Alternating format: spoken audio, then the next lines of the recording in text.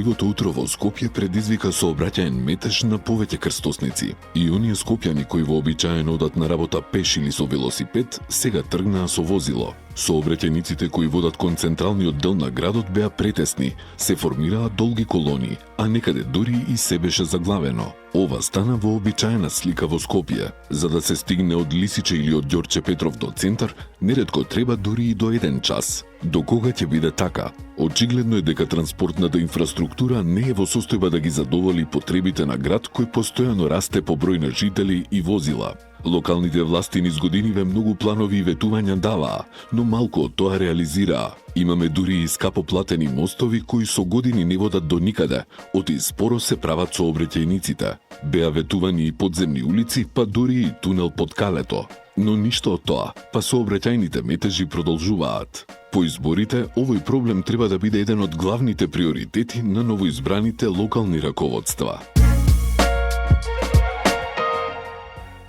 Од денеска предвремено почна грејната сезона за потрошувачите приклучени на системот за централно грејење во градот Скопје со кој управува АДСМ. Иако согласно регулативата радиаторите треба да се загреат од 15 октомври, студеното време во овие неколку дена ги вклучи топланите во Скопје. Од снабдувачот посочуваат дека се до 15 октомври на нивната веб страница секојдневно ќе се објавува информација дали се исполнети условите за испорака на топлинска енергија за наредниот ден. Продолжуваат протестите на жителите на аеродром Ново Лисиче и Маџари против загадувањето од Вардариште. Според иницијативата Стоп за Вардариште, ќе се продолжи времето на блокадата на крстосницата кај мостот Киро Глигоров на 3 часа, од 15 до 18 часот. Токму во време кога најголем дел од скопјани се враќаат од работа. Од иницијативата велат дека ова е реакција на игноранскиот однос на институциите кон проблемот што со години ги мачи жителите на овие општини. Речиси 1 месец, жителите го блокираат сообраќајот на истата локација, предупредувајќи дека токму аеродром и Газибаба најмногу страдаат од чадот и загадувањето што доаѓа од депонијата.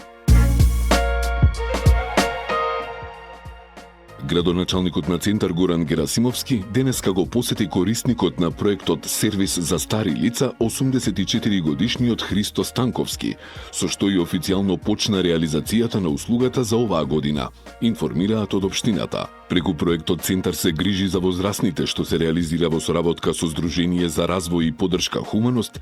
Опфатени се 90 повозрастни граѓани од Центар, на кои им е потребна нега и поддршка во домашни услови. Право на користење имаат лица над 62 години кои имаат пензија до 35.000 денари или се корисници на социјална помош.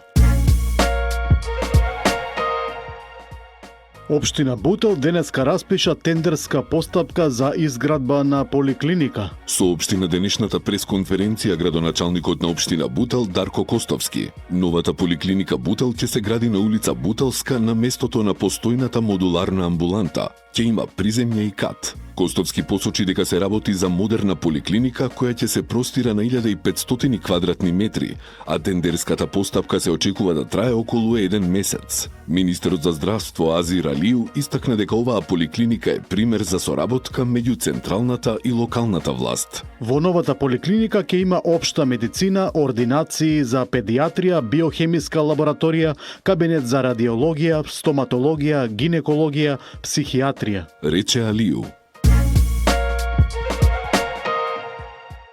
Повеќе од 14.000 тркачи се пријавени за 21-то издание на Визер Скопскиот маратон, што ќе се одржи внедела. Секогаш давам поддршка на манифестации кои промовираат спорт и вистински вредности. Вредности кои треба да ги вратиме како највисоко нешто во нашето општество.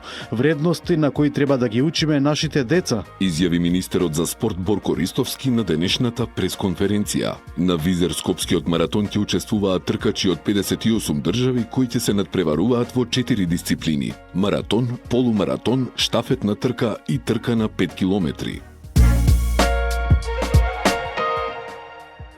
И дождливото време не ги спречи вработените од јавното предпријатие Водовод и канализација да ги спроведуваат редовните активности за одржување на канализационата мрежа во Скопје. Тие извршија проверки и расчистување на сливниците и шахтите рачно, но и со цистерни под притисок на сите улици на територијата на градот, со посебен акцент на критичните точки во градот, со цел непречена и нормална функционалност на атмосферската канализација заради најавените обилни дождови.